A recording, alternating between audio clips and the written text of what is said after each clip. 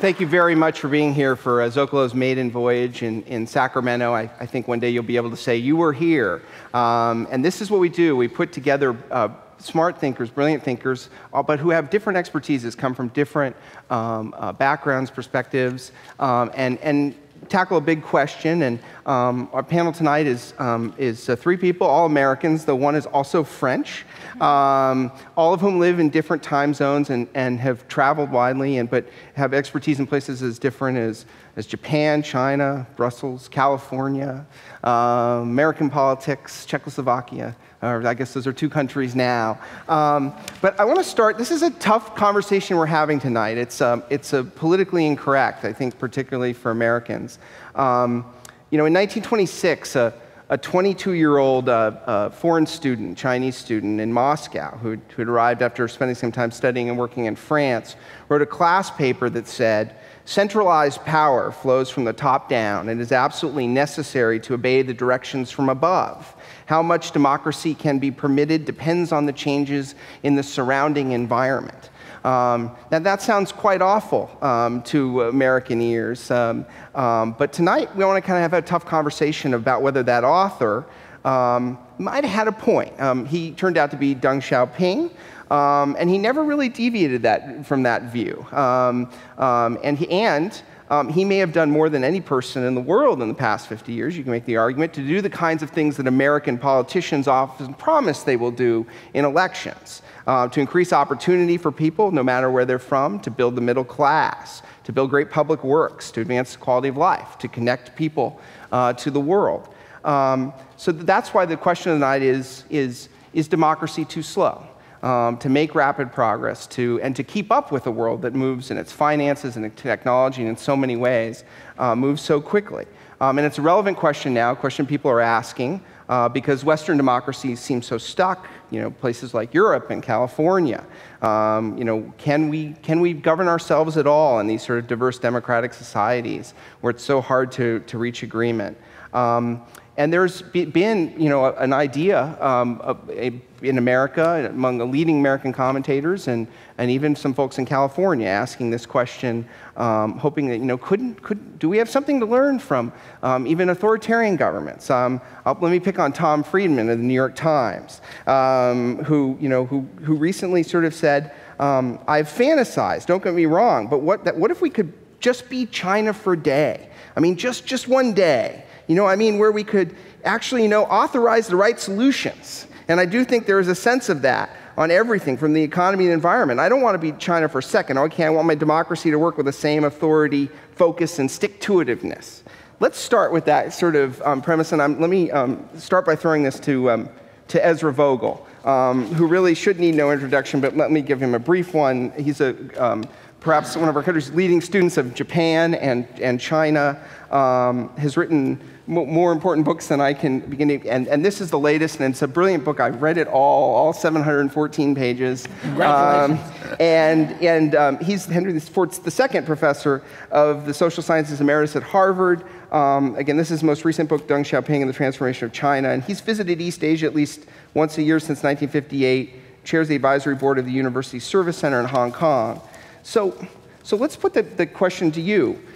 Is there anything that people in democracies who treasure democracy can really, in a gridlock place like California, for example, can really learn from the example of Deng and what's happened from China? I mean, is it just that we're electing politicians who are far too tall? Or, what is it? Well, Deng was only 5 feet tall, or some of you will say he was 4 feet 11. But I think there are things we can learn. And I think every country has to have its own system. We try to lecture the Chinese that they should get democratic, and they say we're trying to interfere with them and make things tougher and make it difficult for them to keep order among the Tibetans and the Uyghurs in Xinjiang. But I think the ideal of trying to say what is the best for the country and to have a group of people who are dedicated to finding what's best for the country and being able to make changes fairly rapidly without lengthy, long lawsuits. They've been able to put up more subway systems. They've been able to put up fast rail. They've been able to build new factories that are very geared to export-oriented, to undertake terrific long-term training programs to build up long-term. I agree with Tom Friedman. We don't want their system here. We don't want to have a party that dictates to us. But why isn't there room from learning from some of the best advantages, the things that they do well? Why can't we learn to have, why can't we build rapid transit systems? Why can't we have urban renewal in a faster way? Why do we have to wait so many years for lawsuits? I think Americans are creative enough, and we may not be fast enough, but I think the world is changing. I think your questions are right on. The world is changing so fast that some of the slow ways we do things are not producing the results. And I think we do have to find ways. And even without importing their whole system, I think the systems that they have devised for training talented people level by level in government, giving them a few years' experience, and then picking those with the best record who get along well with their superiors or their peers and their subordinates, and then giving them higher positions, and then selecting groups. There is something to be said for a lot of those qualities and a lot of those systems. But and that, you know, obviously that framed that way, you know, Deng is a sympathetic character, but this was also a guy who, I mean, he, you know, you talk in the book about two things that are sort of inviolate. He was going to modernize and really catch China up with the world after just horrors and terrors and, you know, unimaginable loss of life. I mean, there's an important context there. But also that he thought it was, you know, it was sort of non-negotiable to the point where, you know, he was willing to set troops on his own citizens, that the Chinese Communist Party, this one-party rule, you know, was the way there. And I know this is a kind of question that historians hate, but, you know, was he right about that? Could you have modernized, you know, in a more pluralistic way? I don't think he could have. I think we tend to think about other countries based on our own experience. And our own experience is that we can have democracy and different point of views. I remember during the Vietnamese War, being in Washington as part of some of those demonstrations. I don't remember people in Washington being worried that we were going to overthrow the government just because we opposed the government in Vietnam. But in China, they really have to worry. And over 30 million people were killed during the Cultural Revolution, during the Great Leap Forward. At least 1.4 million were killed during the Cultural Revolution. There are various estimates of how many people were killed in the Tiananmen incident, but I think the best figures that a Canadian scholar has done through very careful work, maybe 700-800. And Deng felt that for the good of the country, thinking the long-term good of the country, that you had to bring the city in order. And I think at that particular time, he was probably right. It's easy to give advice based on our experience for democracy, but when you're in a country that's much more turmoil, that advice is often not appropriate. As somebody who's looked at East Asia modernization, the truth is every country that broke through modernization did it under authoritarian governments. That was true in Japan, it was true in Korea, it was true in Singapore, and it's been true in China. And the two countries that we held up as the great advances, the great democratic countries of Asia, Philippines and India, have been among the slowest. And people say corruption in the Philippines is perhaps as bad as it is in China, and yet they've had democracy.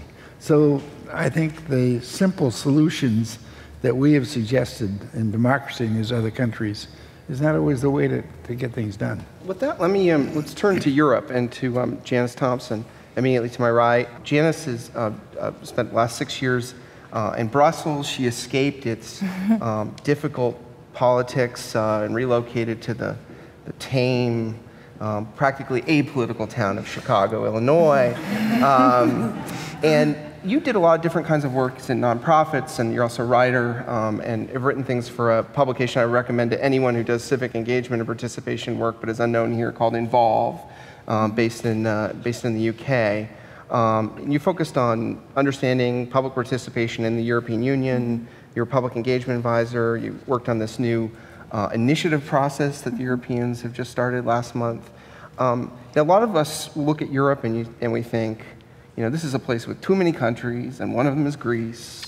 They're all democracies, many interested languages. They can't resolve this Euro crisis. They keep half resolving over and over again. Perhaps this is a place where a firmer hand, more unity is needed. Is that right? Oh, not at all. This whole question about speed and democracy is really important, especially right now in the EU. And when I look at it, I look at the question of the EU as an example of transnational government. And the only transnational government in world history that's been both powerful and aspires to be democratic is the EU. And this transnational level is more important to citizens now than ever. Because if you look at business and capital, they're global and borderless. They can move around easily. But citizens are stuck in one place. And most citizens are represented by a national or local or regional government. So it's really easy for businesses to pit country versus country in order to get more friendly legislation. So if citizens' interests are to be defended, national governments really need to bond together in a way that's very democratic. And the EU has really been a test case as to whether this is possible and what the results will be. And the results actually have been quite mixed. But in general, where the EU has used democratic decision-making, the end results, the end laws, are much more protective of citizen interests and environmental interests than anything that has come out of any sort of international organization or treaty using diplomatic methods. And then, because the EU is so large, any laws that relate to consumer goods then affects people around the world, including Americans. Now, on the surface, decision-making in the EU is extraordinarily slow and mind-bogglingly complex. It can easily take 5 years to develop new EU law. But in another sense, it's actually incredibly fast and very efficient and results in high-quality policy because you're changing laws in 27 countries at one time, rather than changing them in 27 countries individually. And also, the country that's least advanced in a policy area benefits from the knowledge of a country that's more advanced. So the overall average quality is much better. And then if a new member state joins the EU, it has to bring all of its laws up to date, up to the same EU standards. So that results in very rapid improvement in the quality and efficiency of laws.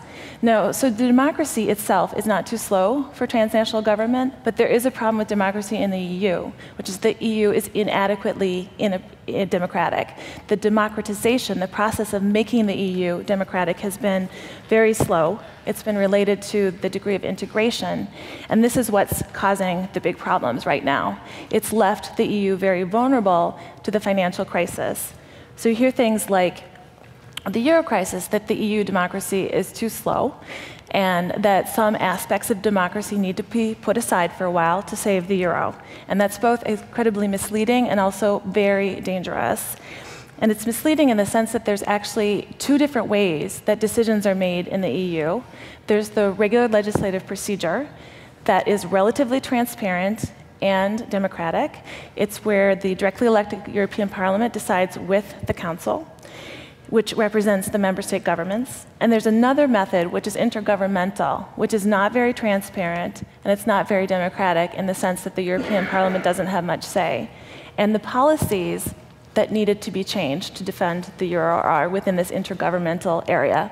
So it's not that EU democracy is too slow. The EU didn't have the democratic infrastructure to solve these euro problems. And this is where it becomes very dangerous, and this is very important, is when you look at the role of the citizen in the EU, what citizens know and what they can influence. And most EU citizens have no idea how the EU functions. It is this giant black box that sits somewhere in Brussels or in Strasbourg that policy somehow comes out of. Most citizens think the European Parliament is the most powerful institution, when in fact it's the Council. And this is really interesting thinking about China, in that it's been in the interest of the national leaders to keep people in the dark. In the very beginning of the European Economic Community, this was justified. It was a very risky enterprise. It could be derailed very easily. But what happened is it then became very convenient for the national leaders to keep the citizens in the dark, which allowed them to just blame Brussels for imposing policies that they, in fact, approved. Now, even if you do know what's going on in the EU, there's very few opportunities for the citizens to influence what's happening. And we know in other contexts that if citizens have a chance of impacting policy, even if they don't actually use it, they're more likely to support the final policy, even if they don't agree with it. So if they're excluded from the process, that creates even more problems. And so you see right now in the EU, these austerity measures being imposed in very undemocratic ways are overshadowing all the good policy that has come out of more democratic processes. And what the citizens can do is they can vote. They can vote in national elections, and they can vote for members of the European Parliament. And you see the rise all over Europe of extreme right-wing parties and extreme left-wing parties that are either overtly anti-EU or have a very different vision for the EU. And at the same time, ironically, European elites are saying now's the time for complete political integration with more democratization, but there's no grassroots citizens movements to back that up because citizens have been kept. Democratization means real European elections where you vote European-wide on questions or candidates rather than just in your nation for people to go there. Well, there's lots of aspects to improving the democratization of the EU. One of the big weaknesses is the European Commission, which is basically the executive branch, which has the sole right of initiative. They set the agenda, is not elected. It's not elected, it's not accountable. So one of the first big democratic changes would be a directly elected Commission president. Also, European elections are not run on European issues, and there was actually recently a proposal to change the way the elections are run to create transnational party lists. So you have different parties that could compete one versus another for an image on a different vision of Europe. And that was completely defeated in the European Parliament. And there's a lot more that can happen, but we're going to get more to it, but that's an interesting perspective of, there's maybe more democracy needed with the Commission. Let's bring this home to reality. California, San Francisco. And our third panelist is, again, doesn't need much introduction, but I'm going to give her one. She's an attorney, author, and activist. Christine Pelosi has literally been around politics and public policy, working in her entire life. She serves as board member for the Young Democrats for America. She conducts these incredible leadership boot camps for candidates and nonprofits, not just across the country in 30 states, but actually in a couple of foreign countries in Eastern Europe. She teaches the Public Service Leadership Boot Camp for UC Berkeley Extension in San Francisco, and this is actually her second book, right? There's this Campaign Boot Camp, and this Campaign Boot Camp 2.0. If you're thinking of running for office, have your head examined. If the examination is okay, buy this book. So let's push this question in your book, and to respond to these folks. You give you're talking about the beehive model of politics, all these different sort of networks, and this is almost a social network, method of politics. And you advise people who are running for office, quote, "There are no more filters or layers that buffer them from public opinion. Today's leaders have to adapt to this new reality. Prepare to lose control and listen to the wisdom of crowds." Now, from the Deng Xiaoping perspective, isn't that the problem? How does that get us anywhere? Listening to the wisdom of the crowds. Isn't the crowd in conflict in ways that is precisely make it so hard to govern? Thank you for the question, and thank you, Zócalo and Cal Humanities. As Joe mentioned, I started in politics when I was in the stroller. So when we were growing up, first in New York City, my mom had 3 kids, 3 and under, all in the same little stroller, pushing us through the streets of New York City. And when I was writing my book, first book, and I said, "Mom, how did you get in past all those no soliciting signs?" And she said, "Who was going to refuse a woman with 3 babies in a stroller?" So we knew she was driven, but we never would have imagined 40 years ago that she would, 40 years later, become the first woman Speaker of the House of Representatives. 3,000 miles away, 30 years, 40 years later. And the answer is that politics isn't the great leap to power, not in American democracy. You can't just be picked by the party and groomed and get there. It's about the steps that you take with your neighbors along the way. Now, the reason I have my device here is when my mom was born, she was born in Baltimore. I don't know if you've ever heard of the Huns of Baltimore, but they all have beehives. And so that was the 20th century. They all had the beehive. It was a hairdo. Now the beehive is the social model that Joe mentioned. A BlackBerry was a fruit. Now it's a tool for change. It's a tool for the wisdom of crowds. And in politics, when you look at American politics, you look at most nonprofits, about 80% of your volunteer workforce is going to be over 65 or under 30. So when you think about your volunteers, right? Because everybody else is presumably working. And so, therefore, you have to figure out a way to bring those cultures together. Now, I don't think there's anything wrong with American democracy that can't be cured by more democracy, by taking money out of politics, repealing Citizens United, when I say special interest money that can completely weigh down the scales. We're here in the Crocker Museum. Well, the Crockers in their day were the Kochs and the Kennedys of yesteryear. And if you read about the associates who built the railroads and the forced labor, Chinese labor, as a matter of fact, the forced labor that built the railroads, there was a way to get things done. It wasn't very democratic, but it got done. Slave labor, one man, one vote, one white man, one vote. Very little room for individual freedom, very little room for what we think of as democracy. So though we had an American republic with a beautiful call to service from our founders, we didn't have a practicing democracy until, I would argue, closer to the 20th and 21st centuries. So when you look at the Crockers of today, you can really take two choices. You can go the Koch route or the Kennedy route. The Koch brothers route, where you are basically working as the men behind the curtain, who are funding various and sundry activities that are being played out by others, or the Kennedy route, where you're the men and women in front of the curtain, running for office or working in a nonprofit setting like Kerry Kennedy's doing with the RFK Center, sticking up for human rights, including in China. And that's the one missing thread, is the value of the individual. If you look at what's happening with the Chen case, that exploded just as we were preparing our remarks and presentations for today, where you have a dissident in China who manages somehow to get into the US embassy, and all of a sudden, all over Twitter, we know what happened. We have to say it in certain ways because you can't say things like his name on Twitter in China without getting in deep trouble. And of course, you even have very pro-choice liberal Americans standing up for him, even though what he's fighting against is forced abortion. So it's a very interesting, eclectic, democratic group of supporters behind this man who are trying to find a solution for him. That wouldn't be possible without the technology, the new BlackBerry, and the new beehive. So I think when we look at democracy and we look at the power of the individual, the best parts about American democracy are, as was mentioned in the Europe context, everybody does get a vote. You do have an opportunity to get out and vote. You do have an opportunity to get out and run. You do have an opportunity now to form coalitions and make change. We're on the verge of our fourth straight change election.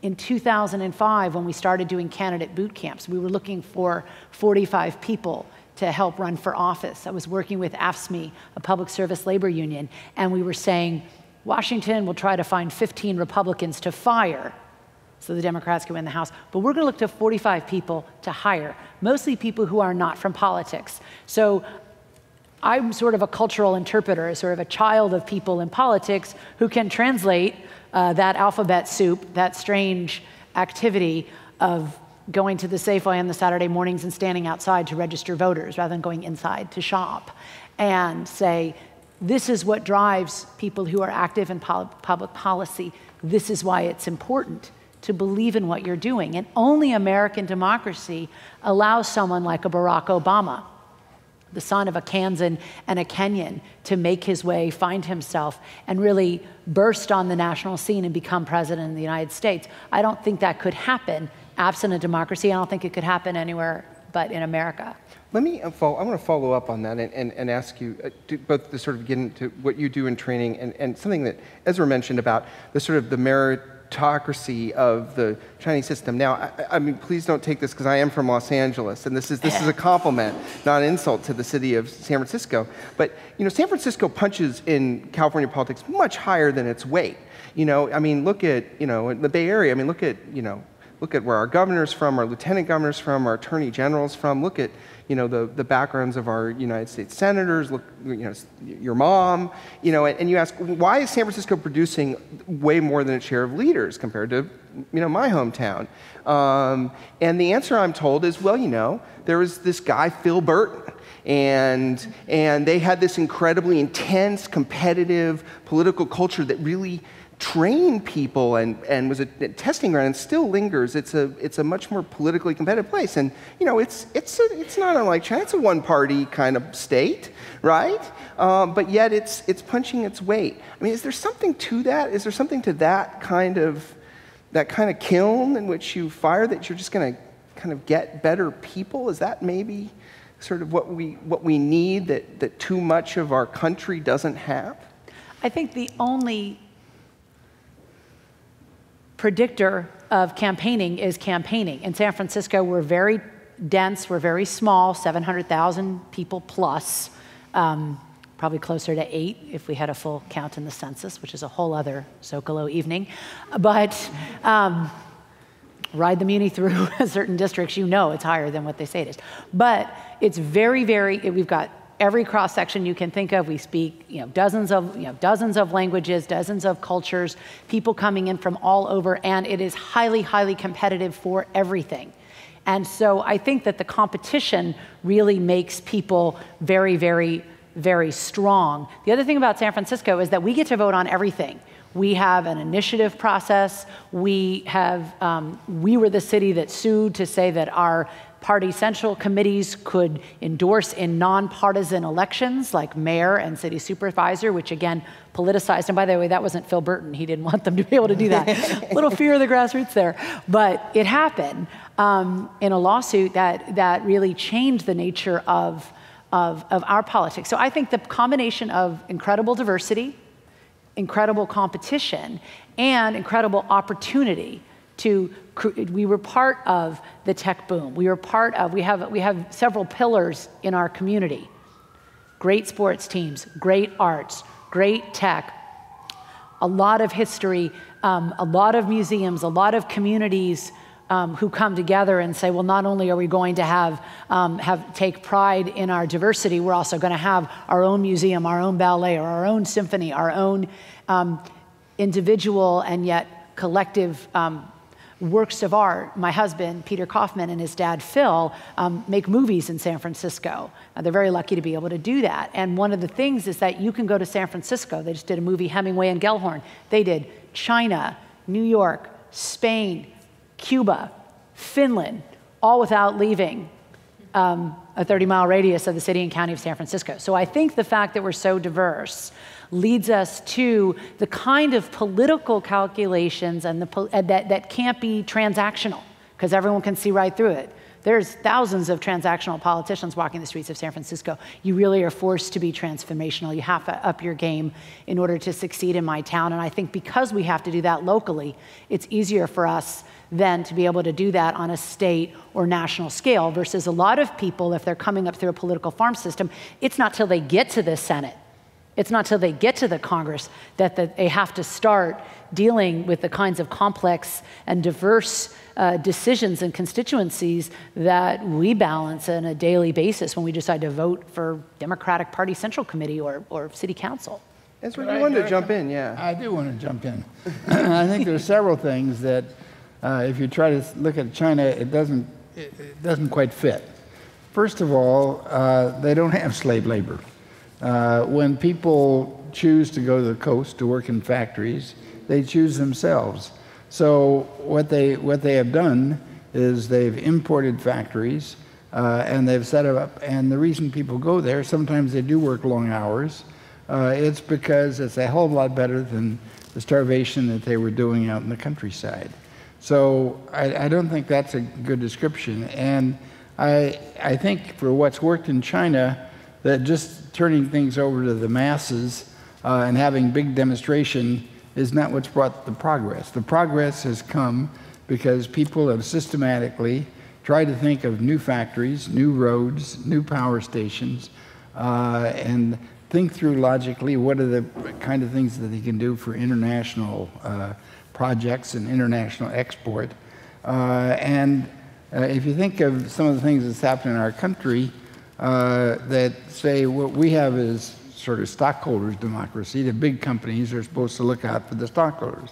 If they don't look out for the employees, they look out for the stockholders. So the question is making money rather than looking out for the lives of the people who work in those companies.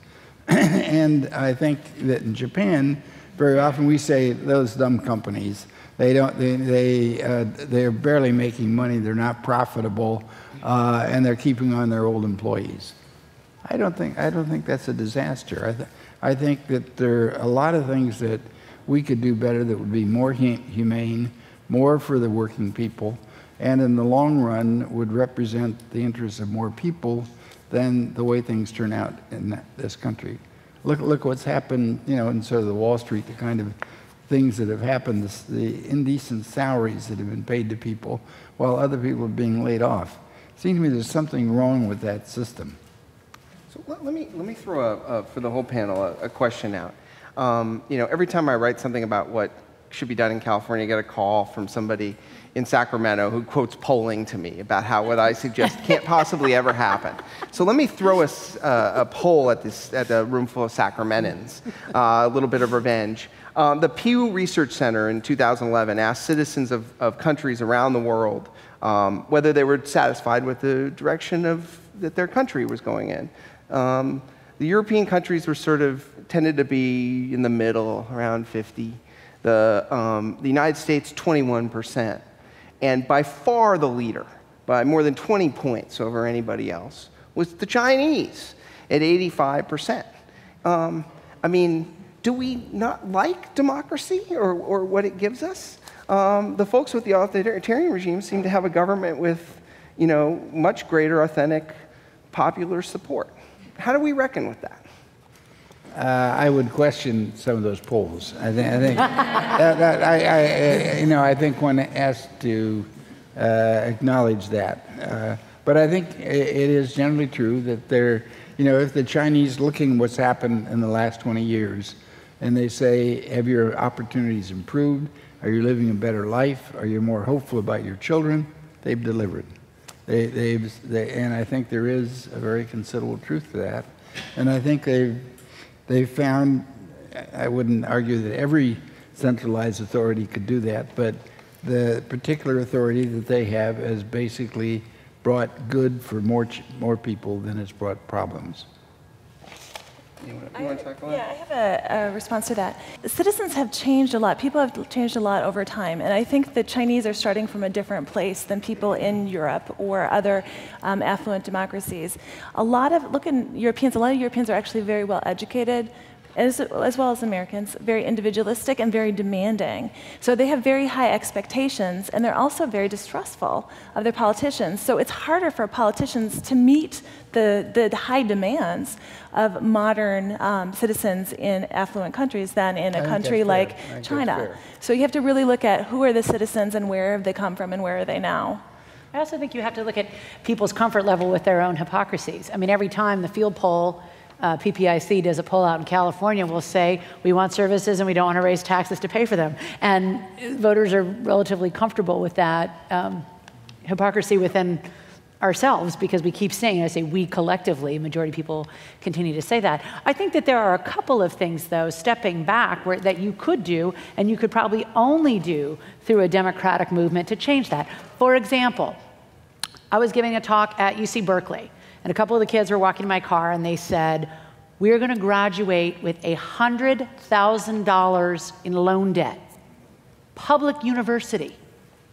I said, well, what are you taking, and how long are you planning on being here? And they said, 4 years. $100,000. So something is wrong when a public education, the backbone of our country, the backbone of our competitiveness with China, is literally bankrupting families. What you could do is say, well, if we had $1 billion bailout and $1 billion Economic Recovery Act, why don't you have a system where you'd have $1 trillion loan forgiveness, but make everybody work? Say, you have a federal student loan, you can pay it off through national service, either be in the military or be in civilian service and pay it off. Right now they have a small program that you can do through OPM, Office of Personnel Management, has a small program for the federal government. But what if you did a moonshot and just say, we have $1 trillion in debt, here's one way where the government could absorb it. Rather than being the lender of last resort, we could be the employer of last resort and put all these people to work so that we could compete. It would be in our national interest, and that's a better $1 trillion expenditure than, say, for example, a war in Iraq. So you could have a big movement if you wanted to do that, if you wanted to elect people on that probably only a grassroots movement could resolve. Right now, we can't even resolve nibbling at the edges over student loan debt interest rates going up, because there's a discussion about whether you should either make rich people pay that, or you should make you should raid Obamacare and health preventive services in order to pay that, and that's over just $6 billion, never mind the whole trillion. So I think you have to think in big ways, and a democracy would allow you to do that. And if you had a couple of very big ideas in states like California, where you said, okay, for our California state universities, it's going to be free tuition, but you have to work for the state in some way and serve in some way, you might get support for that. And by the way, educate your kids. Let me talk about California just a second, because there's the criticism in California, it's impossible to do anything big. We have this crazy system. People have written books about it, there were these guys, this strange billionaire guy, homeless billionaire named Nicholas Berggruen, who marched into the state and came up, big high-powered committee, and one of the big recommendations, this Think Long Committee for California, was a 13-member council that was supposed to be sort of separated from politics and would think of the long term, and I dismissed it. It was, it looked like the Jedi Council in the Star Wars movies. But, when you talk to Berggruen, he sort of, says the problem is that we've sort of married democracy to consumerism in the United States. And that, that consumerism is by its very nature this sort of very short-term thing, and that, we become these kinds of citizens where, we want consumption without savings, or education, infrastructure, and social security without taxes, sort of all this stuff, and that we need structures within our democracy that are less democratic, so that we can do those kinds of big, long-term, kind of moves and investments. But that's only if the people want it. I mean, we passed high-speed rail here. Right. Now, you were asking before, as we're saying, well, why don't we have high-speed rail here the way they do in China? Well, the answer is, here, you're realistically only going to get it on a national scale. We're only going to get, for example, a transportation bill passed if they say, okay, the high-speed rail is going to start, rather than being as pervasive as the Transcontinental Railroad, it's going to have to start at high-density population centers where people have supported it, and then slowly build out and interconnect. Look at California, where we passed high-speed rail, and we're still having, what did they do? They said you have to build the least populated area first, or the whole thing collapses.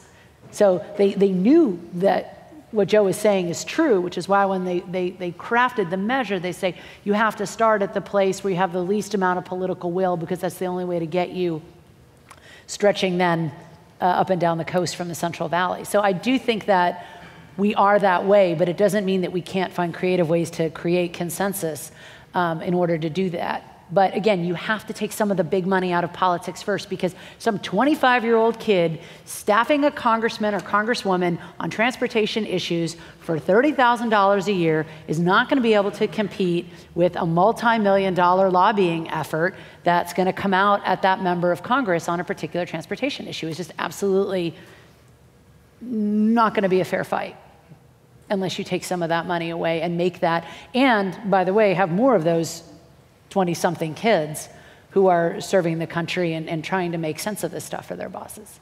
Janice, you can get in here. Yeah, actually, I had a different question, but I actually wanted to talk about this whole point of view of citizens as consumers in the United States. And I'm originally American, and then I went to Europe and learned about Europe from the ground up.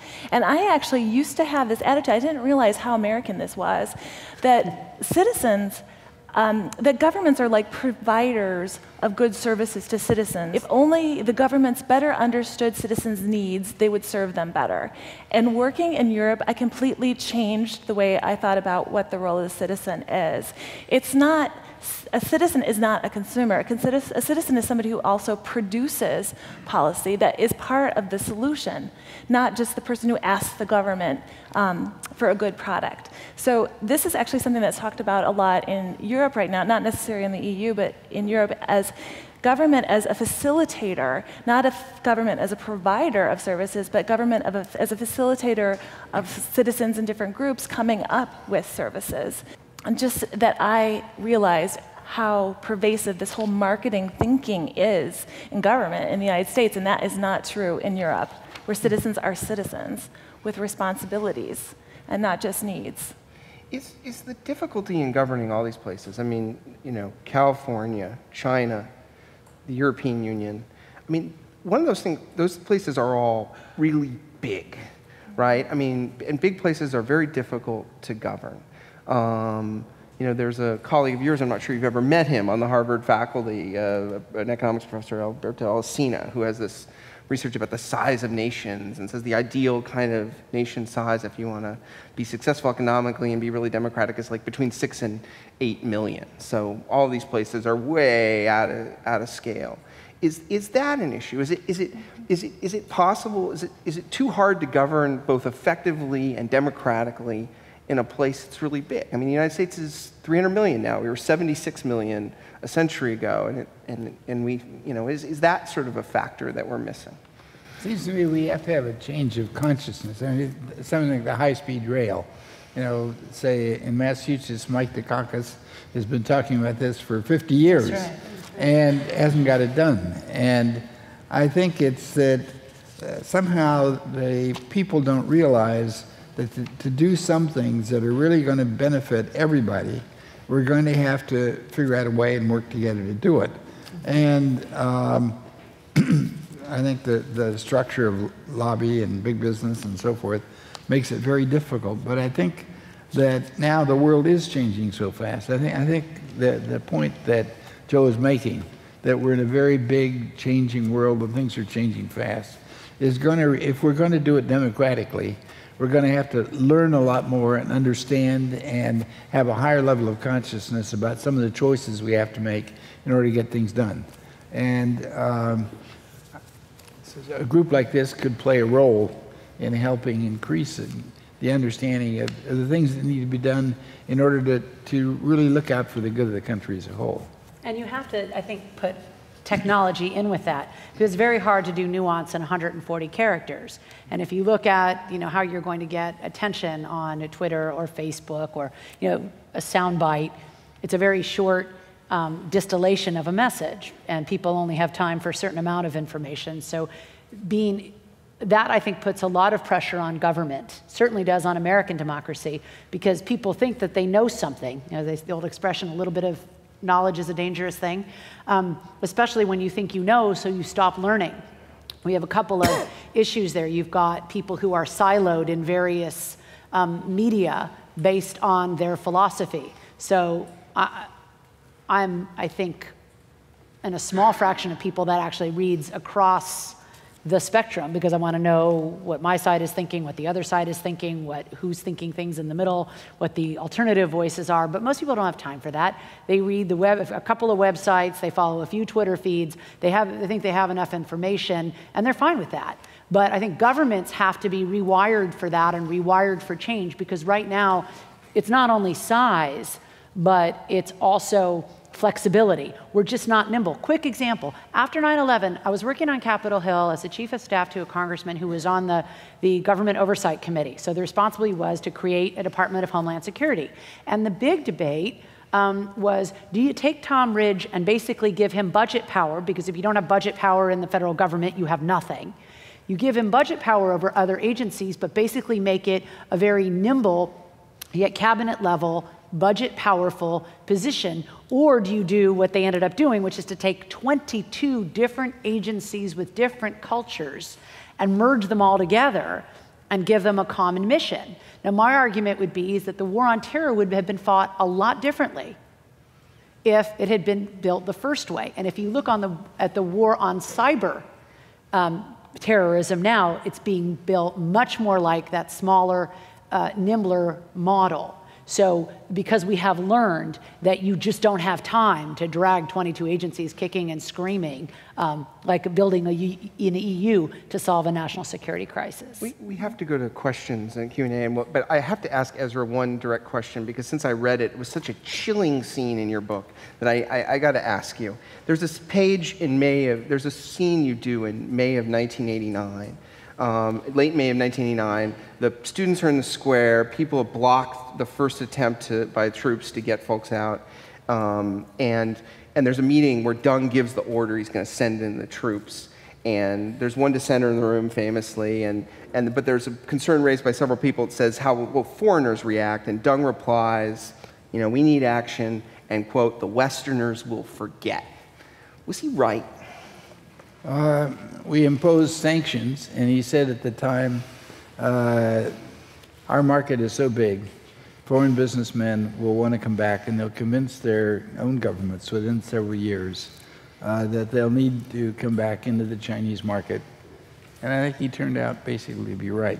He may have underestimated the problem in the military procurement, because we did really stop military procurement, and that has left the militaries of the two countries at a very distant edge that they're only beginning now to overcome. But I think he was right. I mean, we did want to get back into their market, and within a few years, we forgot about the sanctions, and it turned out that he had a longer perspective on history than we did at the time. Thank you. What do you think Americans or democracies to work have to want and have to be able to inspire people who live in those democracies to be willing to share the cost of and the production of? And we certainly saw this in the healthcare debate. My favorite sign was the one that said, "Get your government hands off my Medicare." And so it is a fallacy that it's a smaller government, actually, because during the time, that the Norquist pledging was going on, we're not going to pledge to have any new spending. They had plenty of unpaid for tax cut spending. So government is large, it's just a matter of what you happen to be getting. I think that there's a couple of things. If you're in a completely autocratic society or a completely corporate society, you do have those decisions that are being made for you about healthcare. You just get a certain amount, and then that's all you get. You don't, remember the whole argument about the death panels, and people said, oh, they're going to be government bureaucrats, and other people said, no, we already have them, they're called insurance companies. But both sides were fighting over was this issue of it's all well and good to say that we as a society need to limit end-of-life care, otherwise we're going to bankrupt the system, but no one wants to say that if it's their grandmother. So part of having rights and responsibilities as citizens is to be able, again, as I said before, to be comfortable in that hypocrisy and saying, I realize that actually I would want to be in a situation where if I'm at the end of life and I can justify that care because it might keep me alive or it might help others through science, I want the government to keep paying for that. Well, if that's what we're saying, it's going to be a very, very expensive proposition. So marrying cost and consumer benefit is always going to be tough. So I think in a democracy, people, again, it changes every election cycle, which is the beauty or the curse of it. But I do think that people have to be honest about the cost of their choices and up front with saying, no, actually, I do want that benefit. I do want that Social Security benefit. I do want more health care at the end of my life. And then go out and fight for that. And if you win, then you get it. And if you lose the election, you don't get it. But the deciders are the American people or the republic itself and the elected officials that we choose. You want to get in, Janice? Yeah, I want to say one of the things that citizens really need to know for the democracies to function well is they need to be well informed. They need to know what the facts are. They need to know what's happening, and they need to be able to debate openly these topics. And this is one of the weaknesses of democracy in the EU, which is the same thing that you see in the United States, which is a decline of journalism, a decline for financial reasons. A lot of newspapers are going out of business, and the EU isn't even covered very well, so people don't even have a chance to know what's going on. So at the very base, you need to have a free press, you need to have a functioning press, you need to have opportunities for people to discuss and really look at the facts and not just be, this is what I want, but understand the big picture and what are the trade-offs and what else is going on. So I have a plug for the press. The American political system gives a guise of democracy that money, media, and election laws basically prove that representative government doesn't exist. And there's a whole slew of things there where we keep narrowing our democratic process. In California, Prop 14 just passed, for example, which is going to reduce people's choices to only 2 in the general election instead of the 6 or 7 that they have now. So how can we instill the idea back in people's minds that, you know, we do want to have a democratic society and that we're moving towards authoritarianism, and I think that's the wrong way to go. In June of 2010, we made some interesting choices. You had 2 very wealthy people who won Republican nominations, Meg Whitman and Carly Fiorina. Clearly, the money talked in both of those statewide primaries for Republican governor and Republican Senate nominee. On the other hand, you also had PG&E that spent $45 million of ratepayer money trying to take away consumer choices, and they lost to a group of people who had maybe $1 million at most, and Mercury Insurance, who put up $18 million of premium money, and they lost, again, to sort of a ragtag opposition because people had to stand by their ad, and because you saw a commercial, and if it was paid for by a big utility or a big insurance company and they said they were going to change your life for the better, voters were naturally skeptical. So I think that the more disclosure that you have, the more sunlight that you let in, it does allow voters to become informed. Now, no voter is going to say, I don't know what I'm voting on. No one's going to say that and insulting voters by saying, well, I just don't think that you knew what you meant. No, I know what I meant. But you could expand the information that appears before the voters and require people to do that. And if you do end up, I think, in a situation that's closer to the PG&E example where they turn back a utility in that context. Part of the question was about that top 2 primary in California, and that's French. That's your system. You just voted in French elections. You know, does that system limit choice? Well, normally what people do in those kind of systems is they vote with their heart in the first round, and then they vote strategically with their head in the second round. It can be very risky. You saw what happened in I think it was the 2002 or 2004 round of the first French presidential elections, where the main Socialist Party candidates' vote was split among splinter groups, and you ended up with a runoff of the Front National, the extreme right wing, and Jacques Chirac. So it can backfire. You can end up with the second round with the absolute worst choice you could possibly have. We've grown accustomed to think of China as being completely undemocratic, but I just found out that every 10 years, the leadership in China, the Central Committee, changes. And I find that very democratic, actually, and it's a difference from the centralized governments where the leader just stays there until he's dead. How do you think that affects China's advancement? Well, Deng Xiaoping, when he came to power, he said that we have to change, and he wanted to leave the country with terms of office, and they did. And they do have, it's a kind of a merit, I wouldn't say democratic, but it is a certain effort to be meritocratic.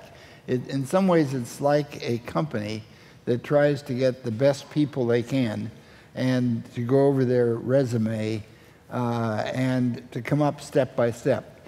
So now, where you have 9 people being selected for the standing committee of the Politburo, the membership is being drawn from those who've already had experience at the lower end, and the selection among those top people is by the very top people for the next layer of people.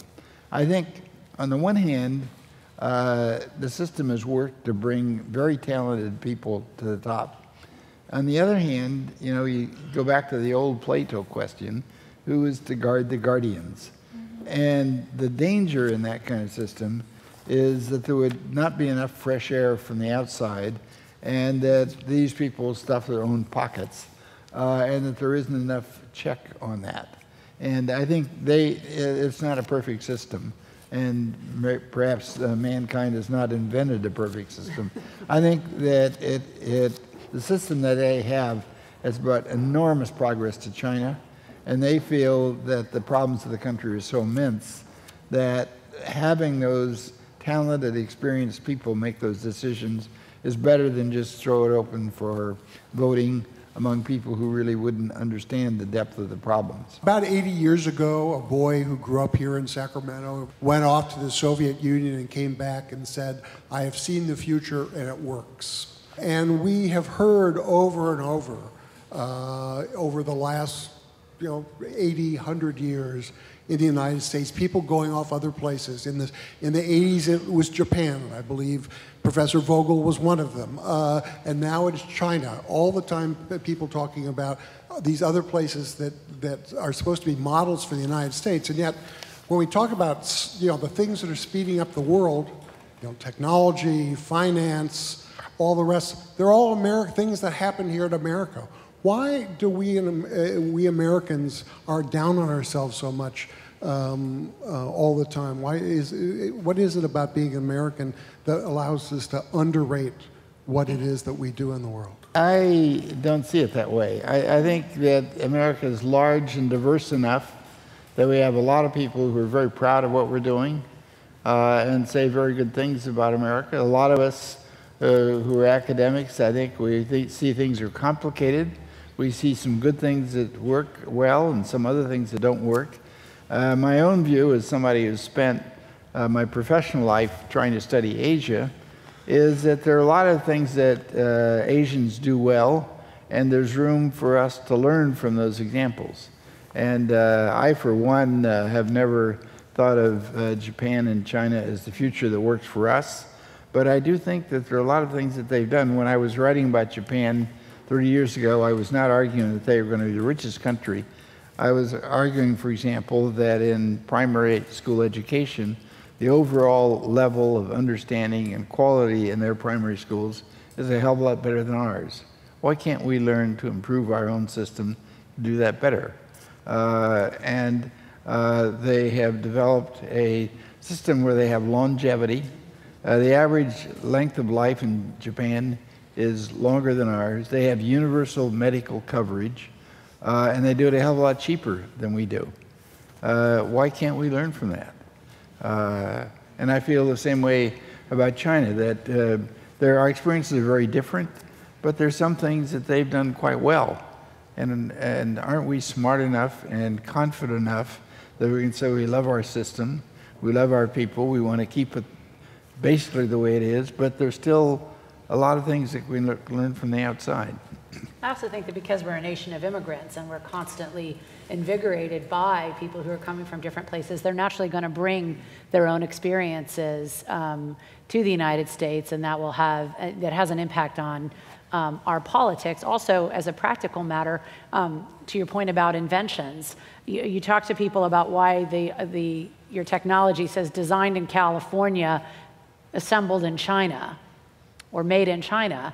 Well, if that's going to be the way things are going forward, that we're going to be inventing things, we're going to be a country of invention and production, but not necessarily manufacturing, and I don't grant that it is, but it has been that way for the past 20 years or so, and so from that standpoint, it does help to know who our trading partners are and the kinds of systems under which that's being developed. Now, you're seeing a little bit of a backlash to that now, partly because we're in recessionary times and partly because we're able to look at one or two examples in a factory in China and say, well, I wouldn't want to live that way here, so maybe we should change things up. But I do think that if you are a country of immigrants and a country of exports, you're naturally going to look to other countries to see how they get things done and what, if anything, we could adapt it to our own system. But I think there's a difference between the personal level and what you do is for the good of the nation, the final decisions you make for the country as a whole. And the immigrants who come in will bring a lot of experiences in their own lives, but I think we have to also think at the other level, what's the big decisions that we're making as a nation, and how can we make those best decisions? Oh, I think that's right. I think the healthcare debate was all about that. Can you make a long-term decision to try to have universal health care, knowing that, like with Social Security and like with the civil rights, it might cost you your job in order to make that change. But you talk to the people who made that vote, and they're very comfortable with the fact that they made it the way that they did. So I think taking the long view is helpful. Why are the costs going so high? Why are the costs so much higher in this country than they are, for example, in Japan? Probably a lack of wellness and prevention services. Look at what we do. We're fighting diabetes instead of promoting diet, and until that changes, you're going to have a lot of expensive diabetes. I'm Kim Alexander at the California Voter Foundation. Thanks for bringing Zócalo to Sacramento. It's a great first event.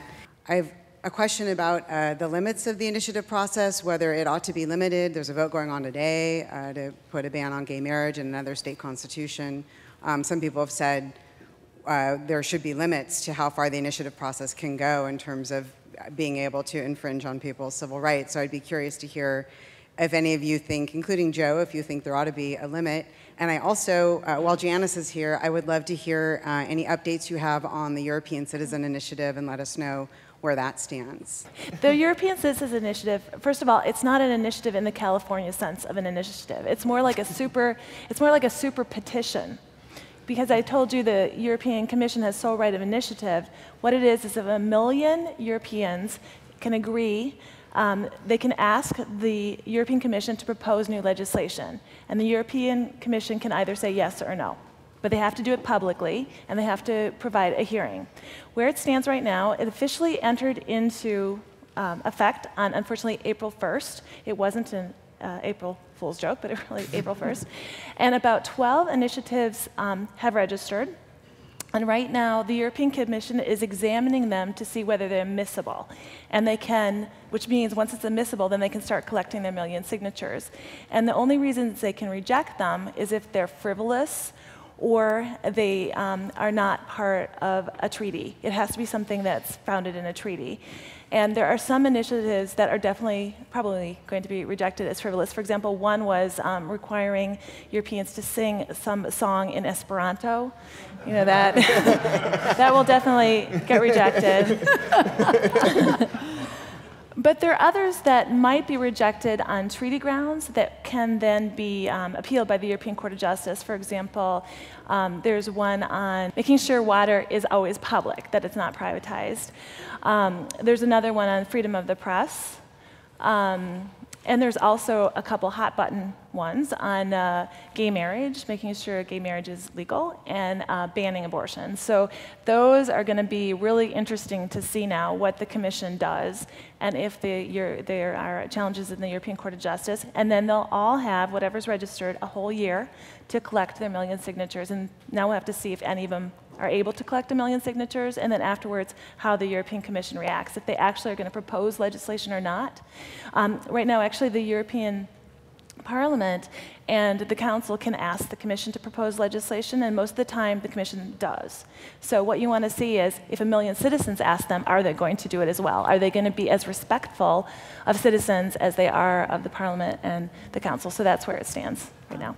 Into the question limits on the initiative process? Well, no, Ezra first. No, I don't. They haven't brought initiative and referendum to China as yet, I guess. No. Or Massachusetts. I'll let you people comment on the United States. Well, I remember when California Forward had that idea they were going to have a constitutional amendment that was going to then have a constitutional convention, and then they were going to decide on what to put in it. And going back to our first questioner, I would answer the last questioner the same way, which is I would love to ban initiatives, but then again, I don't trust what's happening in Sacramento. I would like to have a little extra veto power just in case. I'll give you an example. Why is it in California we can't even have banning of dual tracking? where a bank can foreclose on your home even while you're paying it off. So they put you on a dual track of foreclosure and your repayment. That's ridiculous. I would love to have a ballot measure up to try to defeat the banks on that, because it seems that they apparently own the legislature lock, stock, and barrel. Now that's ridiculous. And I said, as a Democrat, it's a Democratic legislature. But that's absurd. So yeah, I sure want a ballot measure about that. I look at ballot measures and I say, you have to give me a reason. You have to have failed in the legislative process first. In other words, you have to have tried to go through the regular order. And then if some special interest or another has blocked progress, sure, take it to the people. So I think that there are absolutely good reasons to let the voters make a decision, but it also means that you have to have that in concert with looser, not more restrict, voting rules so that more people have an opportunity to vote. I don't know why we vote on Tuesday where we couldn't vote for a much longer period of time. You have to have a California Disclose Act that goes with that. And you have to make sure that you have election protections in place so that we know that every ballot cast is counted as cast. So I absolutely would want to be able to keep my veto power as a citizen over my legislature, which is not serving my interests if it's saying that a handful of bank lobbyists can buy up a handful of legislators on an issue and refuse what to me would be common sense actions on behalf of homeowners who are trying to be responsible citizens. That's just ridiculous. So that's the latest outrage that makes me want to be able to exercise my rights, but give me time, I'll come up with more. We can talk during the reception about that. And a very brief answer, since you asked me, we need a much more flexible process. Deng Xiaoping believed in flexibility. Try it. If it works, let it spread. One final happy thought from this conversation. There's some people out there in this state who might note that our governor turned 74 last month and might be past it. And I was taken to note in Ezra's book that in 1978, when Deng Xiaoping finally took power, just shortly after he turned 74. So perhaps there's hope for big transformation in California yet. Thank you very much for being here. Please spread the good word about Zócalo, and please join me in thanking the panel.